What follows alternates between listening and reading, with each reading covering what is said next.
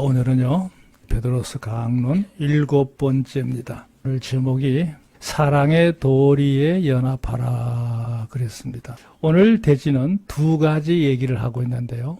이 두 개의 공통된 개념이 뭘까 묵상을 했는데 아마 이 제목이 적절하지 않을까 그런 생각을 했습니다. 자, 오늘은요, 실질적으로 사도 베드로가 건면하는 건면 가운데 여기 주보에 소개했지만 9번째, 10번째에 해당되는 내용입니다. 두 가지인데요. 첫째 하나는 가정에서 부부에게 주어지는 건면이라고 할 수 있어요. 가정생활을 이렇게 하는 거다. 개념을 여기서 짚고 넘어가고 있습니다. 또 하나는 여러분이 주변의 여러 사람들과 지인관계라고 하는데요. 지인이란 말하면 알지자거든요. 서로 잘 아는 사이. 제일 가까운 것은 가족관계부터 시작해서 이웃관계, 또 뭐 친지관계, 또 더 나아가 직장 동료관계, 사회 주변 관계 다 이렇게 확대해 갈 수 있는 관계인데요. 이런 관계에 있을 때 성도들이 어떻게 처신을 해야 되는지 그 점을 다루고 있는 부분이 오늘 내용이에요. 그런 점을 여러분이 참고하시면 되겠어요. 자, 여기 한번 이념을 볼게요. 하나님께서 천지를 창조하실 때에 그 모든 피조물 가운데 우리 사람은요, 유일하게, 그렇죠? 그 형상을 따라 지으셨고, 그랬어요. 땅을 정복하고 다스리게 하셨다. 그랬거든요. 모든 피조물 가운데 사람은 특별한 존재로 만든 존재예요. 의미가 있습니다. 왜 그러냐? 여기 그랬죠? 곧 영과 혼과 몸으로 구성되어진 아주라 특별한 존재예요. 일반적으로 모든 동물들도 몸을 갖고 있고 어느 정도의 의식을 갖고 있기는 합니다만 이 영과 혼과 몸의 구성체는 사람만이 가지고 있습니다. 그래서 사람은 특별한 존재예요. 지극히 영적이기도 하고 지극히 육적이기도 합니다. 그렇게 해서 살아가면서 이 목적이 있어요. 제대로 진리대로 선함을 따라서 의를 이루어가기 위해서 지어진 존재가 사람이라는 거예요. 그러므로 하나님과 연결된 영성을 가지고 우리에게 주어진 현실 속에서 우리가 모든 인간관계 제대로 하나님의 백성답은 그 역할을 감당할 수 있는 그런 사람으로 사는 게 중요하다고 하는 거예요. 그게 인생을 사는 궁극적인 가치라고 할 수 있어요. 그런 점을 오늘 나누려고 합니다. 자, 여기 서러운 데 있죠. 본단락은 사도 베드로가 세상에서 천국을 소망하면서 나그네로 살아가는 우리 성도들 반드시 가져야 될 실천적인 교훈 가운데 1장 3절부터 시작됐던 이 건면들이 이제 오늘 본문으로서 마지막 간단입니다. 그 옆에 주보에 나와 있는 세부적으로 나와 있는 건면들을 쭉 나열을 해놨죠. 10개입니다. 그 마지막에서 뭘 다루고 있느냐? 두 가지를 다루고 있어요. 성도들의 가정생활, 특히 부부관계에서 그 기본적인 자세, 생활 태도 이런 점 하고요. 또 하나는 교회의 성도들 지체 간의 문제, 또 여러분이 지인관계에서 이루어지는 인간관계에서 어떤 모습으로 살아가야 되는지 그 점을 건면하고 있다는 점이 아주 의미가 있어요.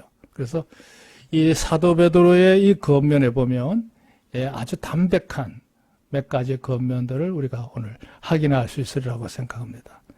자, 우선 여기 1대지예요. 부녀들의 단장 그랬는데요. 한 가정을 이루었을 때 남편과 아내의 이치에서 먼저 아내된 자들에게 먼저 언급되고 있는 점이 1절부터 6절까지 언급되고 있어요. 여기서 언급되고 있는 중요한 점. 이런 생각을 해요. 왜 남편부터 얘기 다루지 않고 아내부터 얘기를 다뤘을까? 그만큼 아내의 역할이 중요하다는 걸 얘기하겠죠. 그래서 무게중심을 여기서는 아내부터 먼저 시작을 합니다. 여기 1절 보세요. 아내된 자들아 이와 같이 자기 남편에게 순복하라 그랬어요. 순복한다는 말은 순종하고 복종한다는 말의 복합어입니다. 순순하게 복종하라 이런 의미를 갖고 있죠. 자, 설명 볼게요. 성도들의 가정생활에서 아내가 남편을 대하는 태도에서 제일 먼저 언급한 게 순복이라는 단어를 썼다는 거예요. 순복. 이는 요즘은 이렇게 설명하면 마음에 부담이 될 수 있을 거예요. 왜냐하면 남편과 아내가 주종관계가 아니잖아요. 그런데 여기는 분명한 일정한 질서 개념을 뜻하고 있는 의미가 바로 순복이거든요. 그러니까 남편의 이치가 은연중에 머리라고 하는 개념, 주인이라고 하는 개념의 의미가 여기 암시되고 있는 모습이거든요.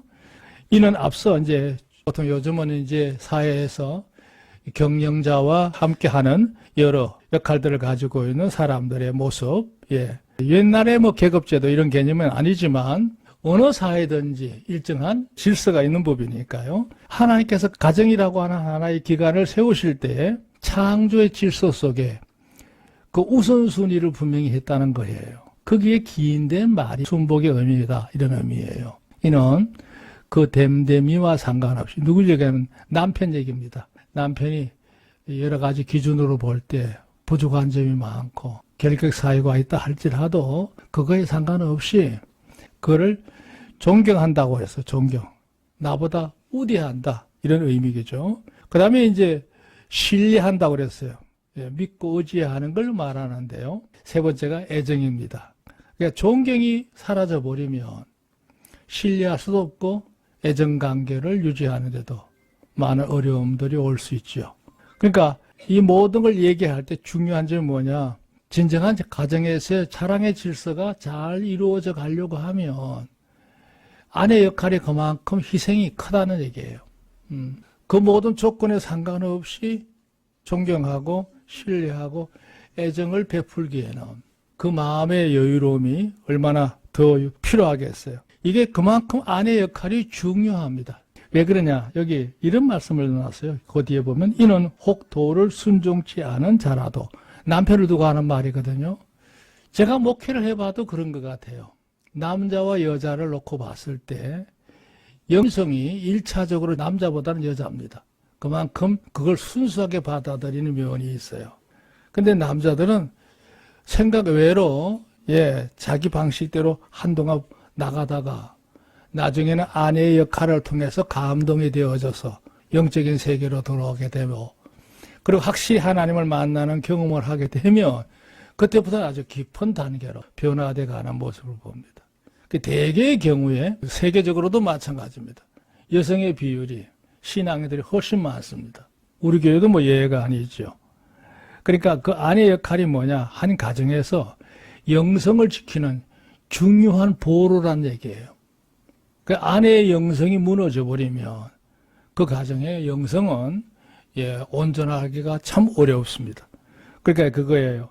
남편이 복음을 쉽게 안 받아들여, 믿음으로 바로 살지 않아, 세상에 가는 야망이 너무 많아, 그럴지라도 그 아내의 행위로 말미암아 구원을 얻게 하려 함이니.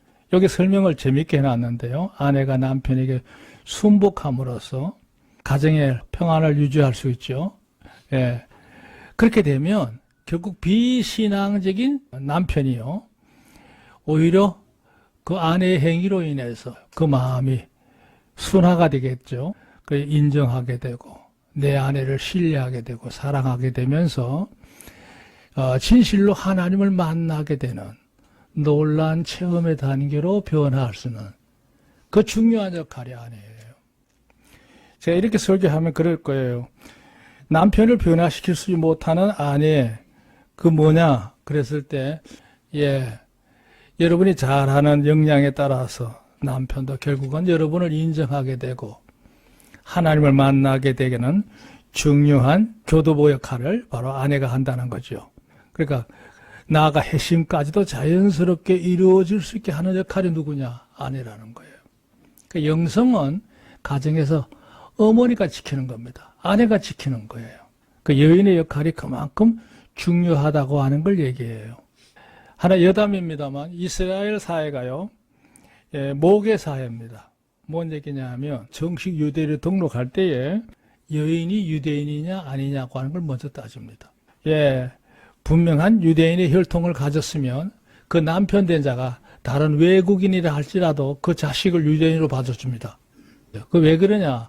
아내 역할이 그만큼 소중하다는 걸 얘기합니다.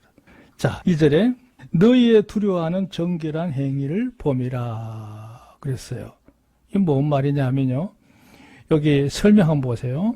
하나님을 경외하는 아내가 범사에 근신하면서 순결하게 되고, 순결이란 말은 사심이 없이 꼿꼿하게 정죄를 지켜가는 모습을 말해요. 정결은 뭐냐? 아주 그 삶이 순수하고 깨끗한 상태를 늘 유지하는 거. 깔끔한 걸 의미해요. 사람이 흐트러짐이 없다는 얘기죠. 그 다음에 이제 고결해요. 그 인격성 자체가 아주 고상하고 아름다움을 지키는 고있는 걸 말할 때 그걸 고결하다고 하는데요. 그런 삶을 살아가면서 자신을 받들고 남편을 의미하는 거죠. 존중하는 모습을 항상 견지한다면 결국에는 그 남편의 영혼을 하나님과 연결하는 데 아주 중요한 길잡이 역할로서 가장 이상적인 관계가 뭐냐? 아내의 모습이라는 거죠. 너희의 두려워하며 정결한 행위를 봄이라. 그 아내 된 자가 남편이 볼 때 하나님을 반듯하게 섬기는 모습이 일정하고 모든 매사가 분명하게 정돈되어 있고 소위 말해서 무엇을 하든지 간에 흐트러짐 없이 행할 때에 그 아내에 대한 남편의 신뢰가 깊어진다는 뜻이에요. 자연히 그 모든 것을 받아들일 수밖에 없다. 순응한다. 이런 의미죠. 자, 그 다음에 이제 3절, 4절에 이제 묶어서요. 너희 단장은 머리를 꾸미고 금을 차고 아름다운 옷을 입는 외모로 하지 말고 오직 마음에 숨은 사람을 온유하고 안정한 심령에 썩지 않을 것을 하라. 이는 하나님 앞에 값진 것이니라 그랬어요. 우리나라가 KFT 산업이 아주 발달되어 있는 나라잖아요. 요즘은 세계적으로도 아주 한국 화장품이 그렇게 유명하답니다. 그래서 외국인 우리나라에 여행을 오면 화장품부터 챙긴대요. 그 다음에 라면이랍니다. 근데 이제 문제는 뭐냐 하면 우리나라 그만큼 이제 용모에 대해서 민감하다는 얘기죠. 여기 이제 단장 얘기 나와요. 여인들이 자신을 깨끗하게 단장하는 것은 기본적으로 중요하죠. 왜냐하면 그렇게 함으로써 자신의 순수함을 유지한다는 의미가 있죠. 근데 여기서 말하는 의미는 근데 좀 더 나아가서 그 다음 단계를 얘기하고 있어요. 여기 4번 설명을 한번 볼까요? 여인들은 순결한 삶만이 아니라 자신을 단장함으로써 남편과 주변의 사람들 속에서 일정한 그 이미지라고 할까요? 항상 일정하게 유지하는 것. 거기에 늘 공을 들여요. 수고를 마다하지 않아요. 그래서 항상 애를 쓰지요. 뭐 자신의 모습을 가시하거나 자랑하게 함이 아니라 다른 사람이 볼 때 나를 폄하하지 않도록 이치를 늘 일정하게 지킨다는 의미에 단정한 거죠. 그러나 중요한 점은 이거예요. 값비싼 장식의 꿈이나 호화로운 치장보다 뭐 유명한 무슨 값비싼 백을 들거나 기금속을 차거나 이런 단장이 아니고 여기 말한 거예요. 그 마음과 은행에서 항상 제일 중요한 단장은 온유한 심령과 안정된 마음 그리고 겸손하게 덕성을 지니고 있는 모습으로 단장하는 것. 이게 내면적인 단장이라 꾸미는 거 있다. 오늘 이게 사도 베드로는 그 얘기를 해요. 겉으로만 꾸미는 단장이 아니라 속 사람을 늘 일정한 모습으로 아름다움을 유지하도록 힘쓰며 사는 것이 여인의 진정한 단장이다. 이 얘기를 하고 있는 거죠. 자, 5절 6절 전에 하나님께 소망을 두었던 거룩한 부녀들도 이와 같이 자기 남편에게 순복함으로 자기를 단장하였나니. 다시 말이 언점으로 돌아갑니다. 순복하는 자세는 뭐냐? 여인들이 일정한 모습으로 자신의 내면을 가꾸면서 그 삶을 꾸준히 견지하면서 남편을 받들게 되고 자식들을 양육해 나가는 모습을 보여주는 태도가 중요하다는 거죠. 그게 뭐냐? 거룩한 부녀들이야. 거룩한 부녀. 거룩하다는 말은 하나님께 합당한 여인들을 의미하는데요. 정결하고 참으로 고상하게 그 삶을 살아가는 모습을 가지고 있는 여인들.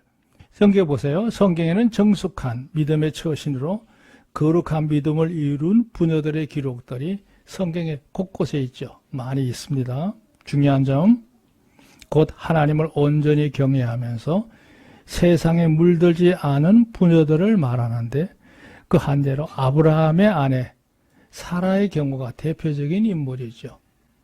그 사라가 아브라함을 섬기는 가정을 모습을 보면 일반적인 종이나 그런 개념이 아니라 사라가 아브라함을 대하는 모습이 말이죠. 그는 항상 아브라함을 주인으로 섬겼다 이렇게 하는 표현이 나와요. 무슨 얘기냐면 아브라함의 믿음의 족장이 될 수 있었던 가장 큰 중요한 요인은 뭐냐면 아내로부터 절대적인 지지를 받은 섬김을 받은 인물이라는 거예요. 그러니까 아브라함이 큰 인물이 될 수 있었던 또 하나의 중요한 뒷받침은 그 아내 사라가 그 역할을 잘 감당했기 때문에 가능했다. 이걸 암시하고 있어요. 그 사라를 오늘 얘기하는 거예요. 사라가 아브라함을 주라 청하여 복종한 것과 같이 그랬어요. 우리가 한 예로 아브라함이 애굽에 내려갔을 때 자기의 목숨을 부지하기 위해서 이제 결정적으로 아내에게 이상한 제안을 하나 하죠. 애굽 사람이 너를 원할 텐데 너와 나와 관계가 부부라는 사실이 밝혀지면 저들은 나를 해야 할 것이다.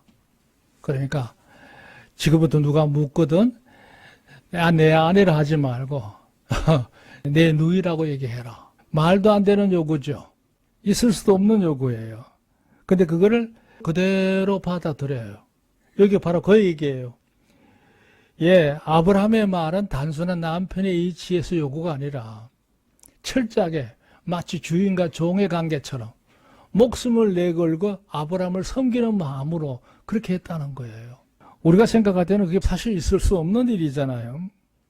철저하게 자기를 내려놓고 자신을 희생하고자 했던 사라의 태도를 볼 수 있는 것이죠.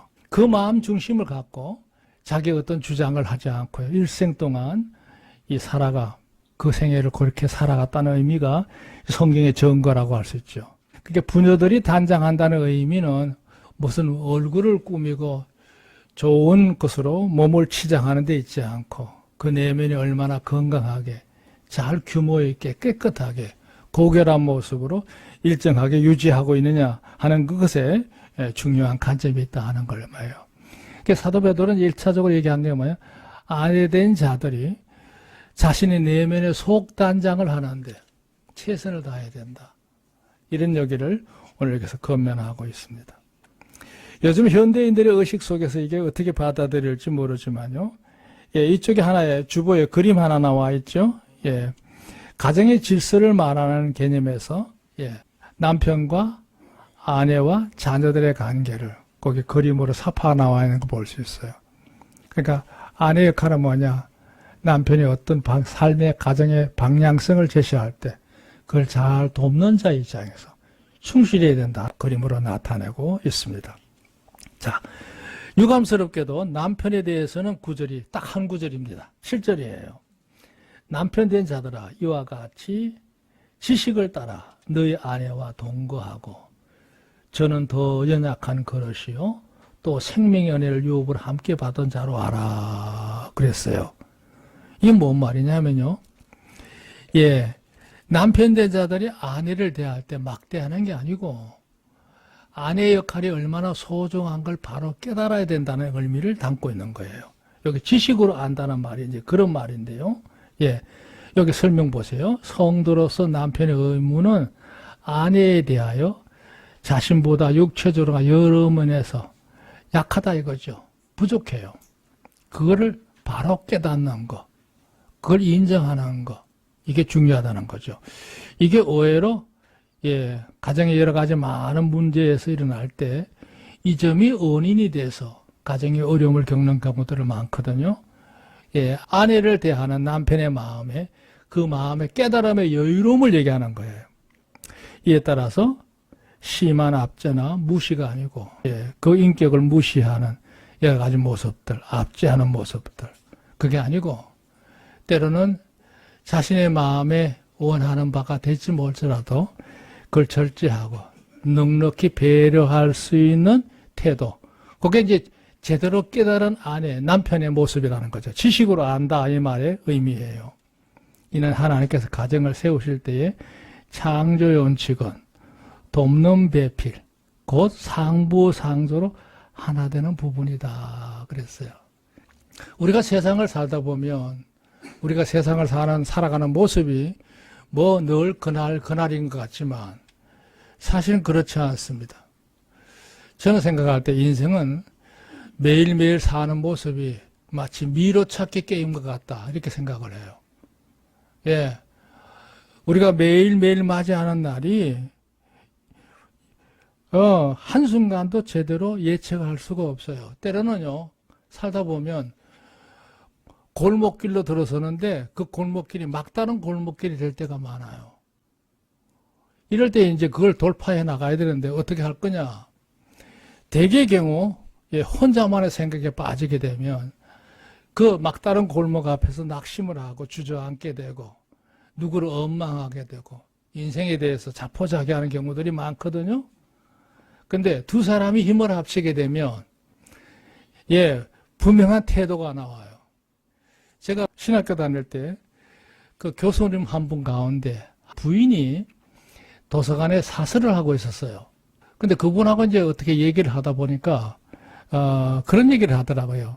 내 남편하고 나하고는 인생을 사는 방식이 전혀 다르다는 거예요. 그 왜 그러냐?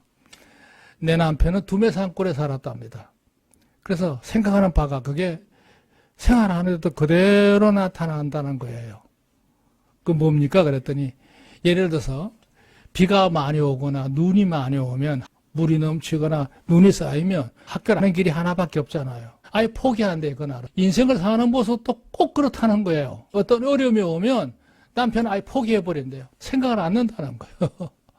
근데 자기는 도시 출신이래. 내가 사는 동네에서 이 길이 무슨 공사로 무슨 길이 막히거나 하면 돌아가면 되니까 자기는 어떤 문제가 왔을 때 주저앉거나 포기하는 게 아니라 또 다른 길을 모색해서 간다는 그럼 그런 얘기를 합니다. 우리 남편은 그렇게 살지만 내가 주도적으로 해결해 나갑니다. 돕는 자 역할을 한다는 뜻이에요. 요즘도 생각해봐요. 우리가 살 때 두 사람 중에 한 사람이 절망하고 낙심하고 있을 때 사고의 전환이 필요합니다. 인생의 막다른 골목 누구나 만날 수 있지만 그 막다른 골목을 만나게 될 때 두 가지밖에 없어요. 첫째 하나는 더 이상 진행한 걸 멈추고 돌아서서 나올 수 있는 용기가 필요해요. 그러면 다시 새로운 길을 찾아갈 수 있어요. 또 하나, 되돌아 나오다 보면 오른쪽이든지 왼쪽이든지 나가는 길이 나타나게 돼 있어요. 그는 방향을 전환할 수 있는 자세가 필요한 거야. 그 의식만 가지게 되면 인생의 모든 골목길은 다 해결할 수 있다. 이게 이제 사는 방식인데요. 남편과 아내가 둘 중에 한 사람이 그 역할을 할 때 인생은 막힘없이 그 모든 인생의 삶을 계속해서 진행할 수가 있는 거죠. 그래서 제가 여기 상부상조라는 말을 한 말이 의미는 서로 돕는 관계다. 서로 도와서 문제를 해결하라 이런 얘기죠.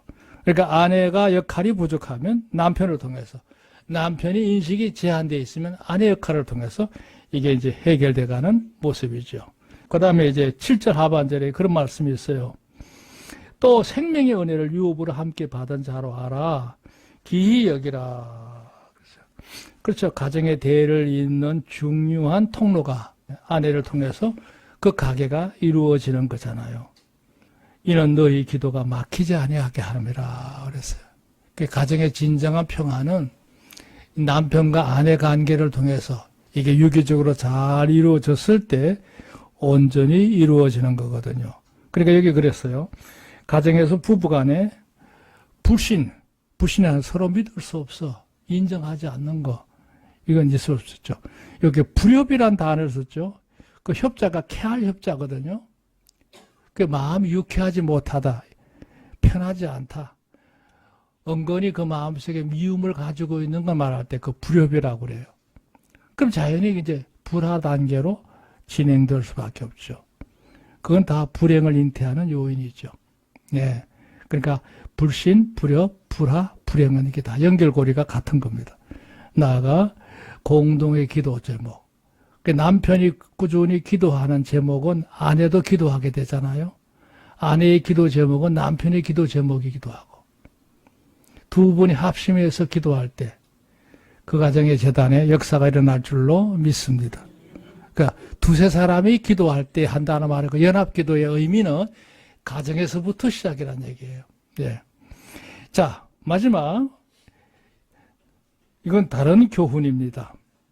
우리의 주변의 모든 서로와의 인간관계에서 갖추어질 문제를 8절부터 다루고 있어요. 8절. 마지막으로 말하노니 너희가 마음을 같이하여 체휼하며, 예, 서로 동정한다는 뜻이에요. 서로를 어여삐 여기고, 예, 도와주는 모습을 말해. 기쁨도 같이 하고 슬픔도 같이 하는 거, 이걸 체휼이라고 그래요. 형제를 사랑하며 불쌍히 여기며 겸손하며 그랬어요. 악을 악으로 욕을 욕으로 갚지 말고 도리어 복을 빌라. 너희가 부르심을 입었으니 이는 복을 유업으로 받게 하려 함이라 그랬어요. 이게 정말 중요한 말입니다. 여기 보세요. 1번 설명. 성도들은 한 주님을 섬기는 자로서 그 상호관계, 이건 가족관계뿐만 아니라 모든 관계가 마찬가지. 성도들끼리도 그렇죠. 서로 몸과 마음을 하나로 이루어가는 거, 이 중요하죠. 서로 동정하고 사랑하는 데 있어서, 예, 넉넉한 마음이 필요해요. 그걸 자비하다고 그래요. 그리고 자신을 낮출 줄 알아야 돼요. 자신부터 내세우면 절대로 화합이 안 되죠. 그러니까 개인적인 어떤 욕심이나, 욕심이란 말은 반발의식을 의미하는 건데요. 그런 거. 또 늘 마음에 섭섭했던 마음을 오래 품고 있어서 언젠가 이걸 내가 안갚음을 해야겠다, 반드시 보복을 해야겠다, 이런 의식을 갖고 있는 경우들도 있어요. 무슨 가족관계는 없겠지만 일반 관계에서 이게 있잖아요. 마음에 늘 염두에 두고 언젠가 기회를 노린단 말이죠. 그 앙심이 줍니다. 그런 거 가지면 절대로 좋은 인간관계를 세상에서 유지할 수가 없어요. 때로는 좀 손해를 보고 섭섭한 게 있어도 시간이 지나면서 그 모든 걸 스스로 해소하고, 내가 좀 더 낮은 자의 위치에서 상대를 존중해주고 서로 합력해서 마음을 나누다 보면 이 고통스러운 이 세상을 살아갈 때 그 삶이 힘들지 않게 넉넉히 나갈 줄로 믿습니다. 그 관계를 잘 알아는 거죠. 10절 이하에 보면 그러므로 생명을 사랑하고 좋은 날 보기를 원하는 자는 혀를 금하여, 말 조심하라는 얘기예요. 악한 말을 그치며 그 입술로 계율을 말하지 말고, 계율, 예, 온갖 간사스러운 여러 가지 악한 말들, 예, 그런 것들 절대 안 된다는 거죠. 예, 속도시 다른 것을 품고 있는 모습이에요. 악에서 떠나 선을 행하고 화평을 구하여 이를 쫓아라. 12절, 주의 눈은 의인을 향하시고 그의 귀는 저의 간구에 기울시되 주의 낯을 악행하는 자들을 향하시느니라 그랬어요. 여기 설명 2번 한번 볼까요? 이 세상에 사는 동안에 가장 평화롭고 뜻 있는 삶을 사는 기본은, 예, 이겁니다. 우리 입에서 험한 말들, 추한 말들, 상대를 비방하는 말들, 사나운 말들, 이거 우리가 내려놓는 게 중요해요. 가족에서부터 그래야 되고요.